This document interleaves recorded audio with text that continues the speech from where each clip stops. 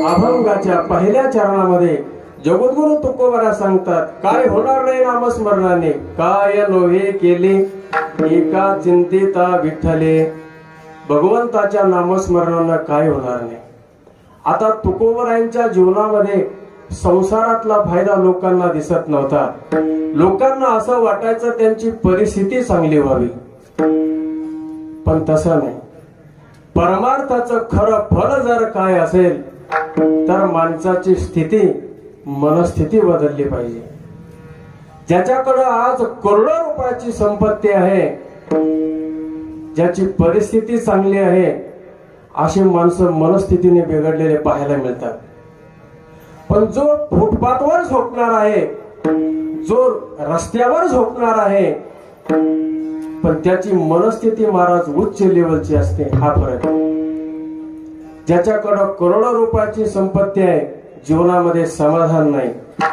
रस्त्यावर झोपणारा माणूस, ज्याची मनस्थिती चांगली आहे, त्याला सुखाला तोटा नाही, त्याच्याकडं समाधान आहे.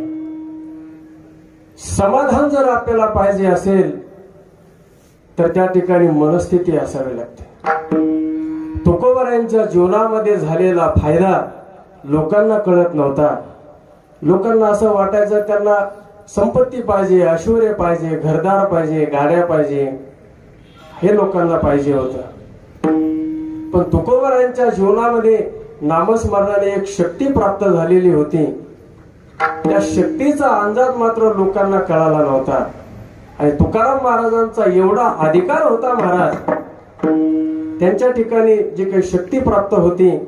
तुकोबरायांचं चरित्र जर आपण पाहिलं ना, ऐका, असे काही काही पुरावे आहेत की तुकोबरायांच्या जीवनामध्ये नामस्मरणाने झालेल्या शक्तीचा जो फायदा आहे आपल्याला पाहायला मिळतो. अशी उदाहरण आहे. तुकोबरायांचे 14 टाळकरी होते आणि त्या 14 टाळकऱ्यापैकी एक शोभा लोहार नावाचा टाळकरी मृदंग वाजायचा, आमच्या विक्रम महाराज सारखा. कुठे तुकाराम महाराजांचं कीर्तन असलं की ते शोभा लोहार पखवाज वाजवायला. परिस्थिती गरीब. आता तुकोबरायाचे अभंग ऐकायचा.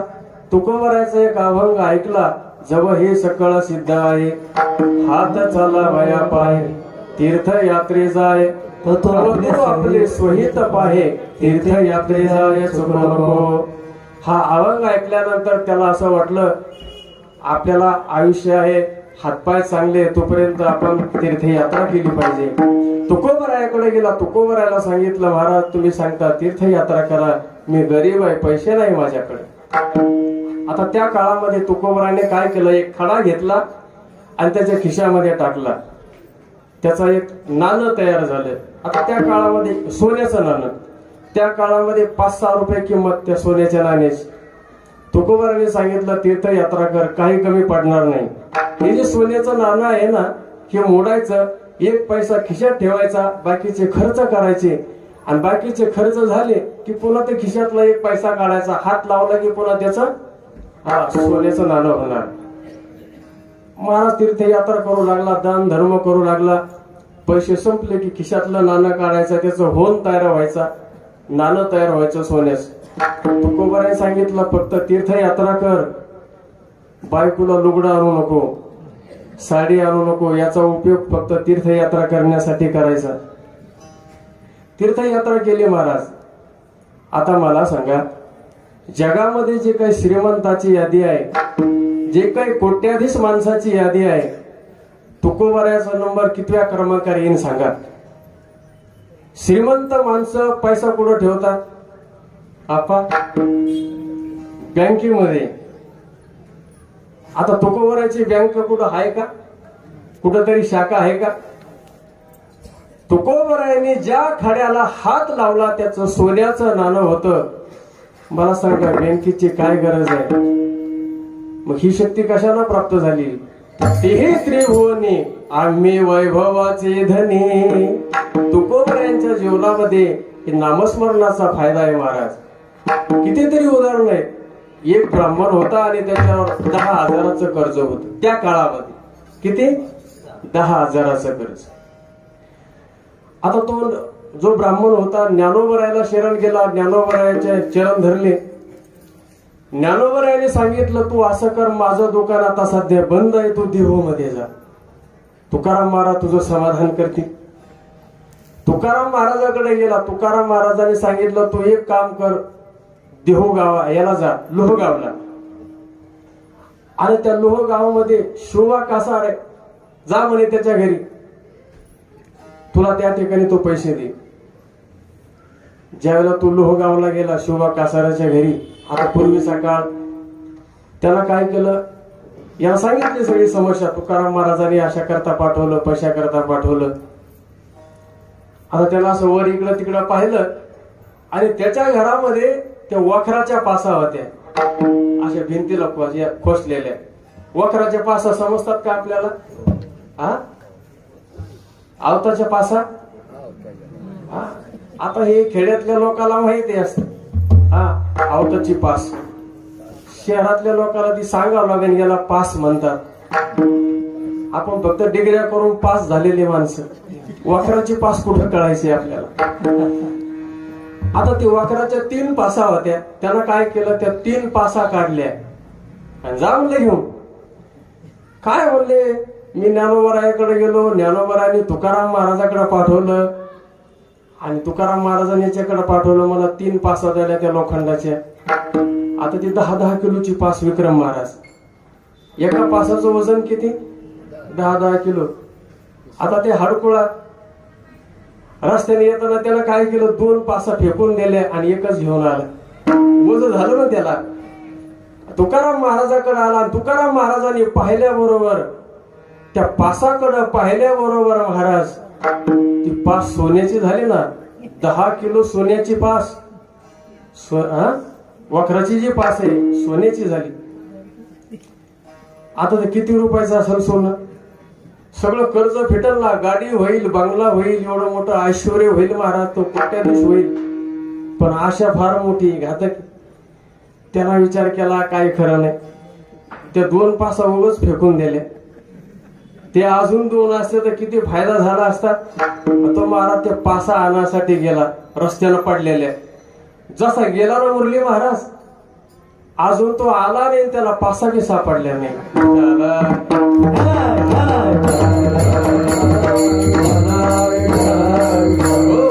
कितीतरी आपल्याला उदाहरणं देईन महाराज. आपल्या जवळचं उदाहरण आहे, पिंपरी चिंचवड मध्ये एक मोरया गणपती मंदिर आहे, सगळ्यांना माहित आहे आपल्याला, इथून काही लांब नाही फार. तर त्या काळामध्ये जे मोरया गणपती आहे, ब्राह्मण देव, तर फार त्या ठिकाणी त्यांची प्रसिद्धी होती. काय थोडीफार प्रसिद्धी, रुद्धिसिद्धी त्यांना प्राप्त होती. आणि त्यांना कळालं की तुकाराम महाराजांची सुद्धा फार सिद्धी प्राप्त आहे तुकाराम महाराजांना. आणि निरोप पाठवला, जा म्हणले बोलून आणा तुकाराम महाराजांना. तुकाराम महाराजांना कळालं की म्हणले देवाने आपल्याला बोलावलं, चिंतामणी देवानी. आणि तुकाराम महाराजांनी जाणलं. तुकाराम महाराज लगेच निघाले चिंचवडला. रस्त्याने तो माणूस भेटला, म्हणले तुम्ही कोण? तुकाराम महाराज. अहो तुमच्याकडेच यायला लागलो होतो. हो म्हणले, चला मला कळालं, चला म्हणले. चिंतामणी देवाच्या घरी आले. आता सकाळ सकाळी चिंतामणी देव त्यांनी स्नान वगैरे केलं आणि पूजेला बसले.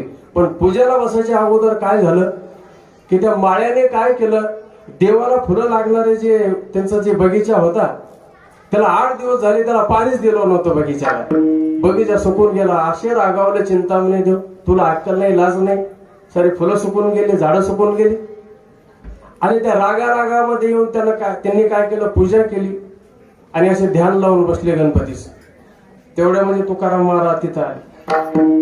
आता चिंतामणी देव ध्यानामध्ये बसले, पण गणपती कुठं ध्यानात येतो? तो माळी ध्यानात यायचा. पाणीच दिलं नाही, फुलं सुकली, शिव्या द्यायला लागली.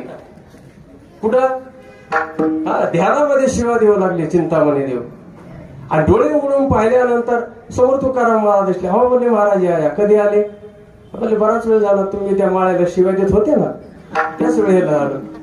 हादलेच महाराज, जाग्यावर उडीच मारली चिंतामणी देवानी. माझ्या मनातलं कसं कळालं तुकाराम महाराजांना? जगामध्ये एकच महापुरुष आहे ज्याचं नाव आहे ईश्वर. प्रत्येकाच्या हृदयामधलं जाणणारा जर कोण असेल तर तो आहे फक्त ईश्वर. न सांगता तुम्हा कळो येते अंतर, विश्वे विश्वंभर परिहर जिनले. सगळ्याच्या अंतःकरणातलं जाणणारा भगवान, पण माझ्या अंतःकरणातले जाणणारे हे कोण? अहंकारच गेला महाराज चिंतामणी देवाचा. आणि मग लोटांगण घालू लागले. जेवणाचा कार्यक्रम सुंदर असा त्या ठिकाणी जेवणाचं पंगत वगैरे बसवली. म्हणले एक काम करा, तुम्ही गणपतीला बोलवा. तुम्ही गणपतीचे उपासक आहे, मी पांडुरंगाचा उपासक, पांडुरंगाला बोलवतो. चिंतामणी देव असे ध्यान करू लागले गणपतीचं. गणपती बाप्पा जेवायला या, पात्र वाढलं. पण तुकाराम महाराज म्हणते, देवा तुम्ही ध्यान कोणाचं करता? म्हणले गणपती बाप्पाचं. अहो गणपती बाप्पा इथं कुठं आहे? गणपती बाप्पा त्या समुद्राच्या काठावरती, एक त्यांचा भक्त समुद्रामध्ये बुडाला, त्या भक्ताला काढण्यासाठी गणपती बाप्पा समुद्रावर गेले. तुम्ही ध्यान कोणाचं करता? आणि नंतर ज्या वेळेला पाहिलं तर गणपतीचा शेला भिजलेला. चिंतामणी देवाला तर घाम फुटला महाराज. म्हणले मग आता ही शक्ती माझ्यामध्ये राहिलेली नाही. म्हणजे देवाला बोलवा म्हटल्यानंतर शक्य नाही. तुकाराम महाराजांनी सांगितलं, म्हणले आता तुम्हीच बोलवा. चिंतामणी देवाने सांगितलं, तुम्हीच बोलवा.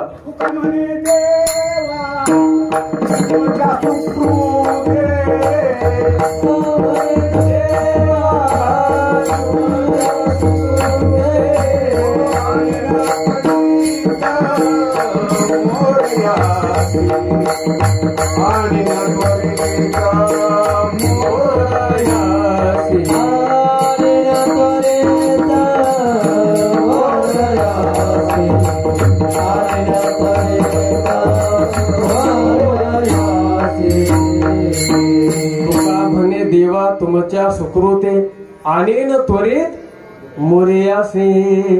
तुकोबराने ध्यान केल्यानंतर गणपती बाप्पा आणि पांडुरंग त्या ठिकाणी आले. अशी ही जी शक्ती आहे तुकोबरायांच्या ठिकाणी, ही शक्ती काय सामान्य आहे का? नामस्मरणाने प्राप्त झालेली शक्ती. आता त्या काळामध्ये वेद म्हणण्याचा अधिकार कोणाला होता? फक्त ब्राह्मणांना. आणि ब्राह्मण सोडून कोणाला वेदाचा उच्चार करायचा अधिकार नव्हता. पण ज्यावेळेला तुकोबरायांनी हे कवित्व केलं, अभंग रचायला सुरुवात केल्यानंतर चारही वेदाचा अर्थ तुकोबरायाच्या अभंगामध्ये येऊ लागला. आणि वेदाचा तो अर्थ अम्मासीचा ठावा, येराने वहावा भार माथा. तुकोबरायांच्या शब्दामध्ये वेदाचा अर्थ येऊ लागला. आणि हे काय आपल्या सामान्य लोकांना कळत नव्हतं महाराज. जे काही मंबाजीबा गोसावी, रामेश्वर शास्त्री, जे काही शास्त्र पंडित आहे, अशा लोकांनी पाहिलं, अरे म्हणजे हा तर वेदाचा अर्थ आहे. आणि तुकोबरायांच्या या मराठी अभंगामध्ये तुकोबरायाचा अर्थ आहे. म्हणले ही गोष्ट बरोबर नाही. मला का सांगा, तुकोबराय कोणत्या शाळेमध्ये शिकायला गेले होते? तुकोबरायांचं लग्न झालं 11व्या वर्षी. संसाराची जबाबदारी पडली. आणि त्या काळामध्ये लवकर लग्न होत होते. संसाराचा भार तुकोबरायांच्या डोक्यावरती पडला. शाळेमध्ये कधी गेले नाही. वेदाचा अर्थ तुकाराम महाराज कुठं शिकले? तर याचा अर्थ असा आहे, नामस्मरणाने सर्व काही आपल्याला प्राप्त होतं. कितीतरी उदाहरणं आपल्याला सांगता येतील. आदिनाथ नामधारक मंडळ, या ठिकाणी बरीचशी काही मंडळी असेल. हे आप्पा महाराज आहे, माऊली महाराज आहे. अनेक कालापासून त्यांची जी परंपरा आहे, दगडूनाथ स्वामी महाराज, ज्यांनी कळसातून गंगा प्रगट केली. कशी केली असेल? कळसामधून गंगा प्रगट करणं हे काही सामान्य गोष्ट नाही. तर हा नामस्मरणाचा प्रताप आहे. ज्यांच्या जीवनामध्ये सतत नामस्मरण आहे आणि त्या नामस्मरणाच्या सामर्थ्यानं ज्यांनी कळसातून गंगा प्रगट केली. आणि ज्या दिवशी तुकोबराय वैकुंठाला गेले, तुकाराम बेजेच्या दिवशी, त्याच दिवशी ज्यांनी देह सोडला, वैकुंठ गमन केलं, ही काही सामान्य माणसाची गोष्ट नाही. विठाल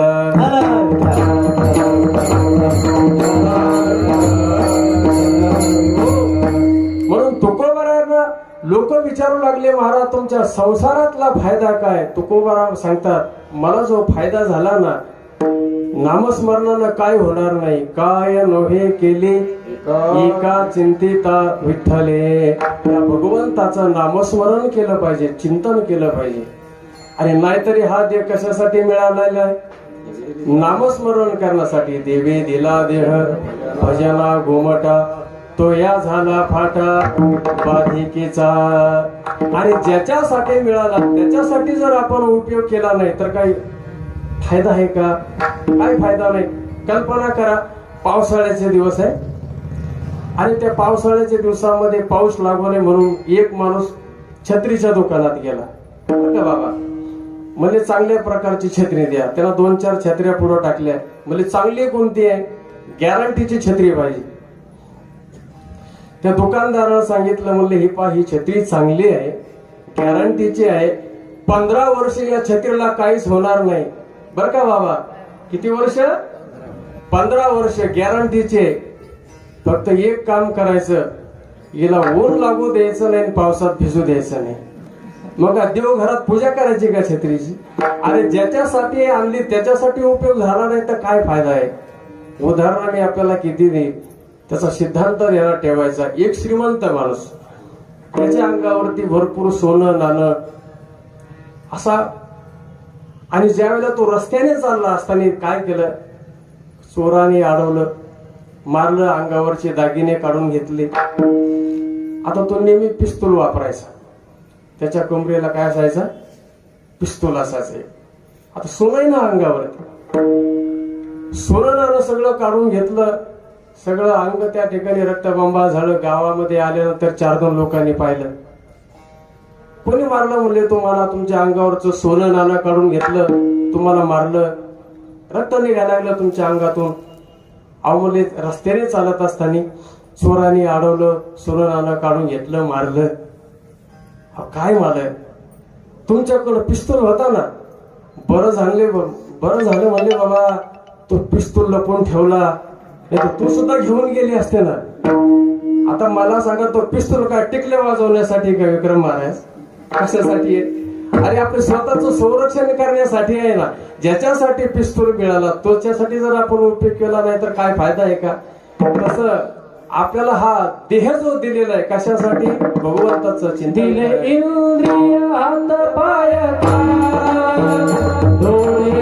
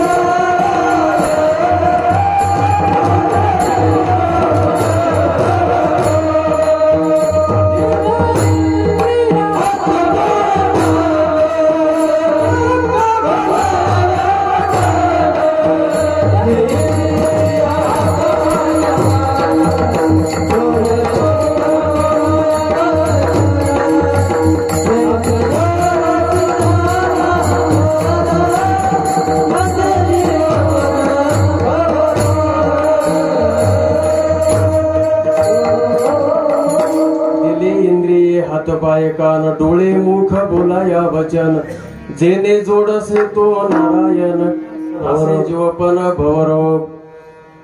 हे जन्म मरणाचं दुःख आपल्या पाठीमाग आहे. आणि भगवंताने जो काही नरदेह आपल्याला दिला हा नामस्मरण करण्यासाठी दिलेला आहे. म्हणून तुकोबराया म्हणतात, बाबा मी तुम्हाला असं विचारतो, नामस्मरणानं काय होणार नाही? याचा अर्थ जगामध्ये अनेक साधन आहे. काही साधनं कालांतराने फल देतात, परंतु तुकोबराया सांगतात हे नाम जे आहे ना, हे नाम सगळ्यामध्ये सार आहे, अमृत आहे. म्हणून नामस्मरण जरी केलं तरी सर्व साधनाचं फळ प्राप्त झाल्यासारखं होतं. अभंगाचं दुसरं शहर.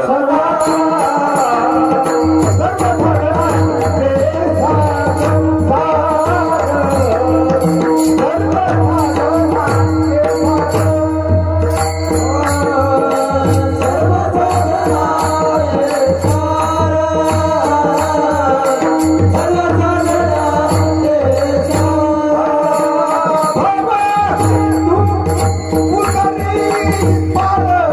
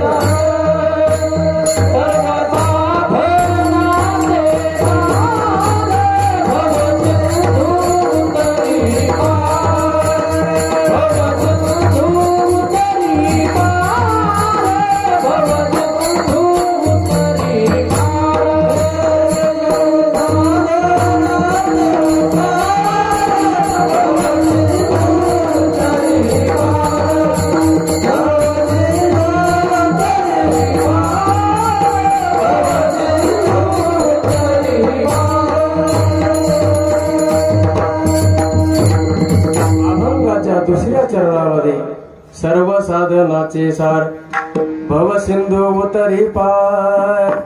अनेक साधने नाना साधनाच्या केल्या खटपटा तरी हो न भवती त्याच्या दारवंटा. अनेक साधनं जरी असली तरी बाकीची साधनं करण्याची गरज नाही. कलियुगा माझे करावे कीर्तन तेने नारायण देला भेटी. बाकीची साधना करण्याची काही गरज नाही. याच देही घडे देवाचे भजन आणि हे ज्ञान नाही कुठे. कितीतरी प्रमाण आपल्याला सांगता येतील. सर्व साधनाचं फळ आपल्याला फक्त या नामस्मरणाने प्राप्त होतं.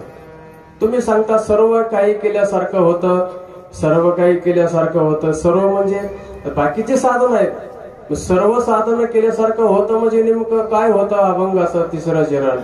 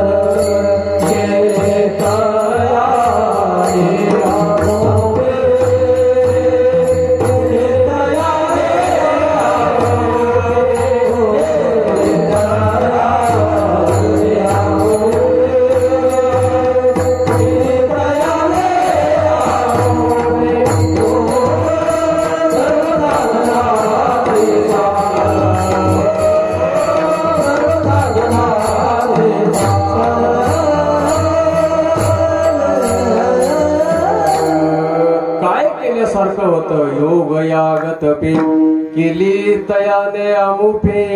योग साधन आहे, याग साधन आहे, जप तप ध्यान धारणा अनेक प्रकारच्या साधन आहेत. काही सिद्धी योग साधनाने प्राप्त होते. थोडक्यामध्ये चिंतन सांगतो. योग साधनाने सिद्धी कशी प्राप्त होते?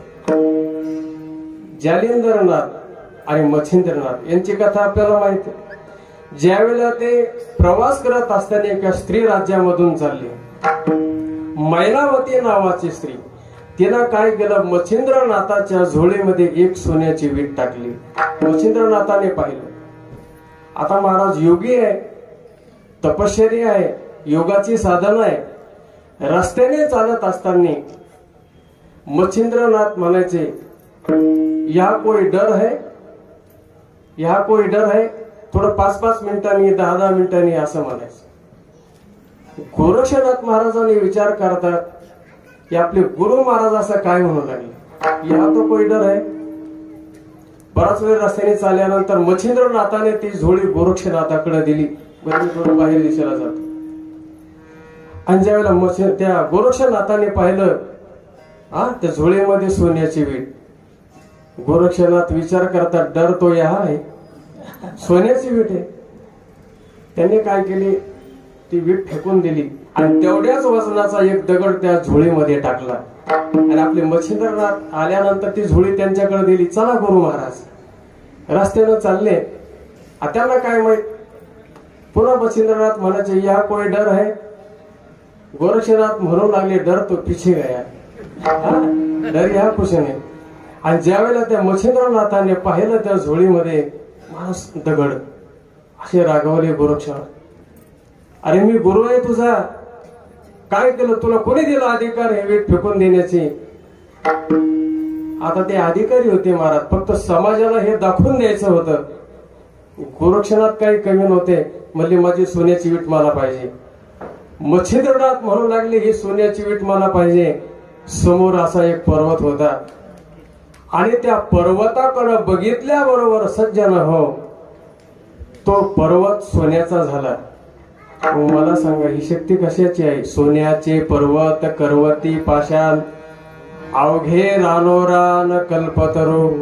ही शक्ती कशाची? योगाची तपाची शक्ती आहे. तपे विन दैवत दिल्या विन प्राप्त गुजे विन हित कोण सांगे. कितीतरी आपल्याला याच्यावरती चिंतन करता येईल. म्हणून योग याग तपे केली तयाने अवपे. जीवनामध्ये काही करू नका, फक्त तुम्ही एक नामाचं व्रत घ्या. एकंदर शिका पाथा विला हे लोका. आलो म्हणे तुका मी नामाचा धारक.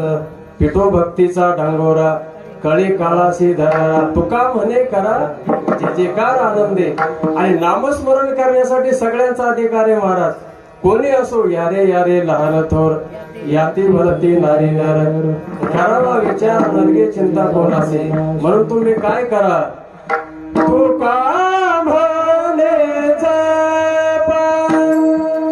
तुका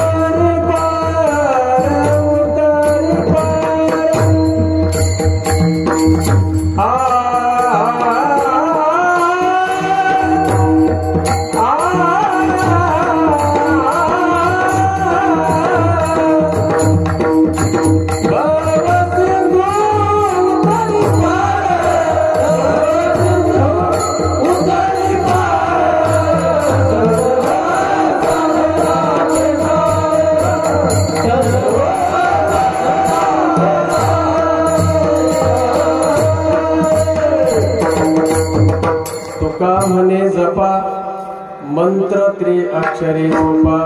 तुकोबा सांगते सोपा आहे, साधा आहे. तुम्ही त्या भगवंताचं नामस्मरण करा. कसं? सगळ्यांनी सावध व्हा आणि एक वेळ मोठ्या प्रेमानं त्या भगवंताचं नामस्मरण करा. विठोबा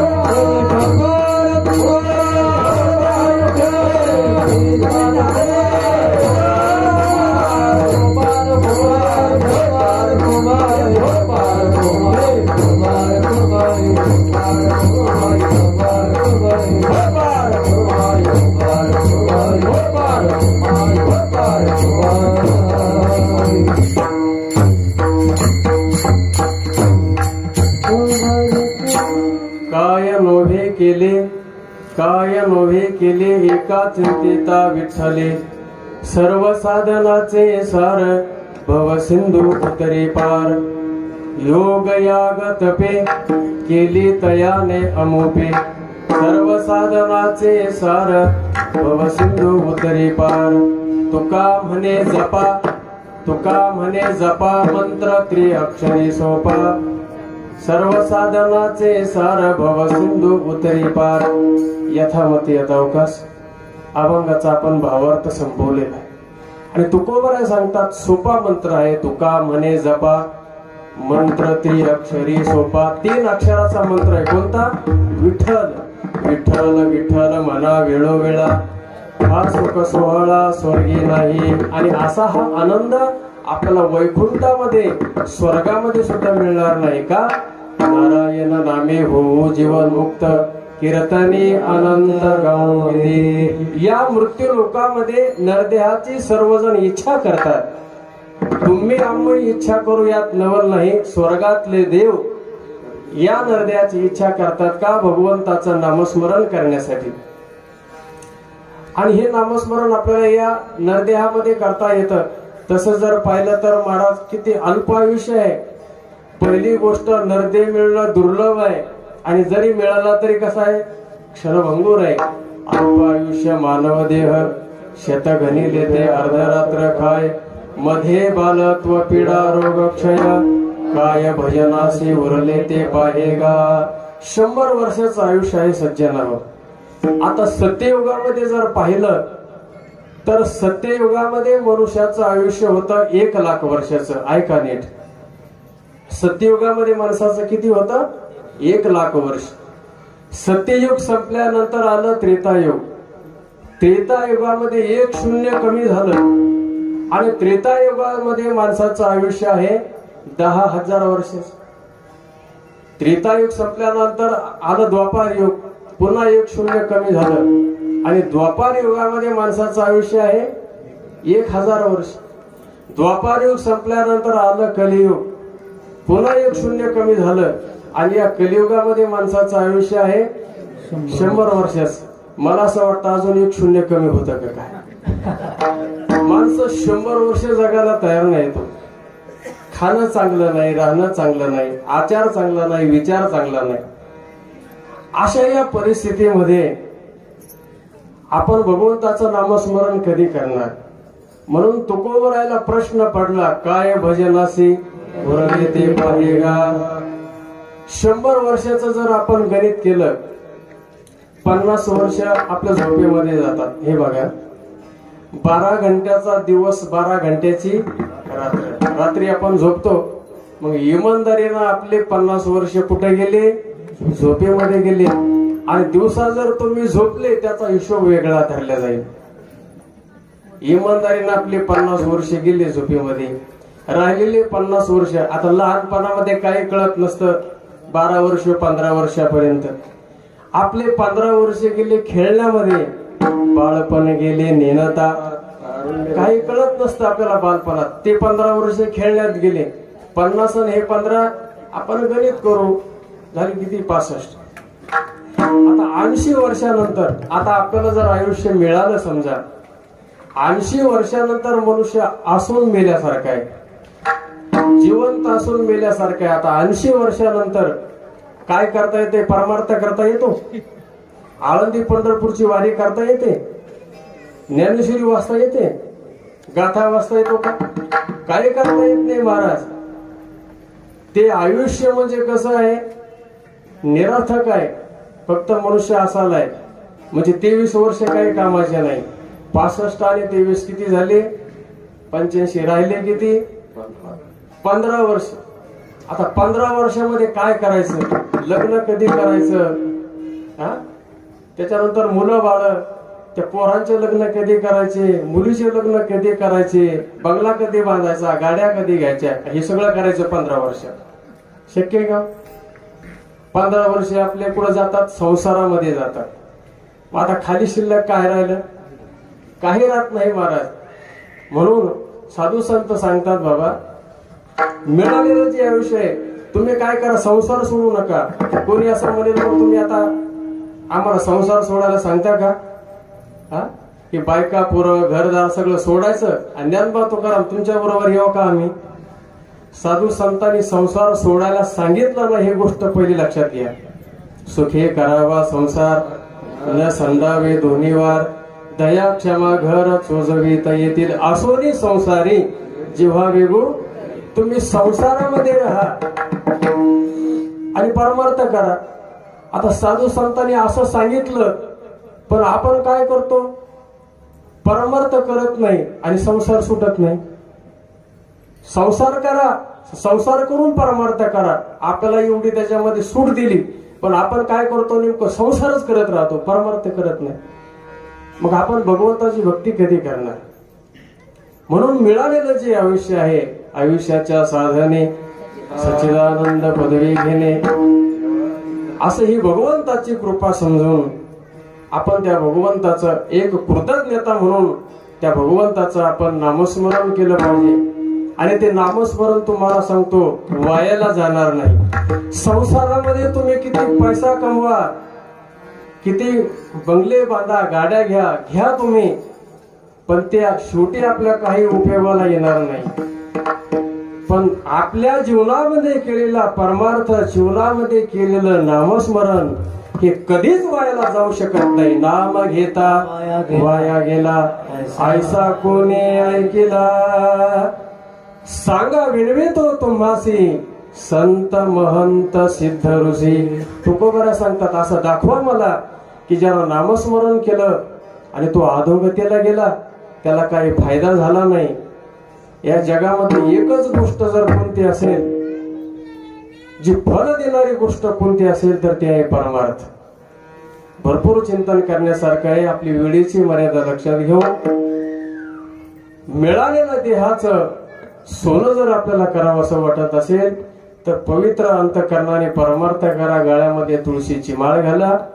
लग्न झाल्यानंतर मुलगी जसं आपल्या पतीच्या नावानं कुंकू लावते, गळ्यामध्ये मणिमंगळसूत्र घालते. का घालते? त्याचं कारण आहे, कुंकू लावायचं आणि मणिमंगळसूत्र गळ्यामध्ये घालायचं, याचा अर्थ असा आहे, मी कोणाची तरी आहे. तसं परमार्थ करत असताना आपण तुळशीची माळ घालायची, नामस्मरण करायचं, कपाळाला गंध लावायचा. का? मी कोणाचा तरी, देव माझा, देव माझा, मी देवाचा, विठ्ठल माझा, विठ्ठल माझा, कितीतरी प्रमाण आपल्याला सांगता येते. म्हणून पवित्र अंतकरणाने परमार्थ करा. ज्या साधू संतांनी आपल्याला या मार्गावरती आणलं, त्या साधू संतांचे आपल्यावर उपकार आहे. त्या साधू संतांचाही विसर पडू देऊ नका. कृतज्ञता म्हणून त्या ठिकाणी आपण साधू संतांचे या ठिकाणी नामस्मरण करू. झालेली सेवा त्या भगवान दत्तात्रेयाच्या चरणी, दत्त जयंतीच्या निमित्तानं असणारा हा नाम सप्ताह, ज्यांच्या मार्गदर्शनाने हरिभक्तीपरायण मारुती महाराज तळेकर ज्यांच्या अध्यक्षतेखाली हा नाम सप्ताह चालू आहे, ज्यांच्या सुंदर नेतृत्वाखाली गाथा पारण चालू आहे सुदाम महाराज मुसळे, त्याचप्रमाणे या ठिकाणी वारकरी दररोज काकडा हरिपाठ भजन कीर्तन या ठिकाणी करतात. या निष्ठावंत सर्व वारकऱ्यांच्या चरणी, तुम्हा श्रोते मायबापांच्या चरणी आणि ज्यांनी मला या ठिकाणी सेवेची संधी दिली असे आमचे आप्पा महाराज, या सर्वांचे आभार मानतो. सर्व आमचे गुरुजन टाळकरी मंडळी, आळंदीकर गुरुबंधू मंडळी आणि दिली सेवा भगवंताच्या चरणी समर्पण करून या ठिकाणी थांबतो. ज्ञानेश्वर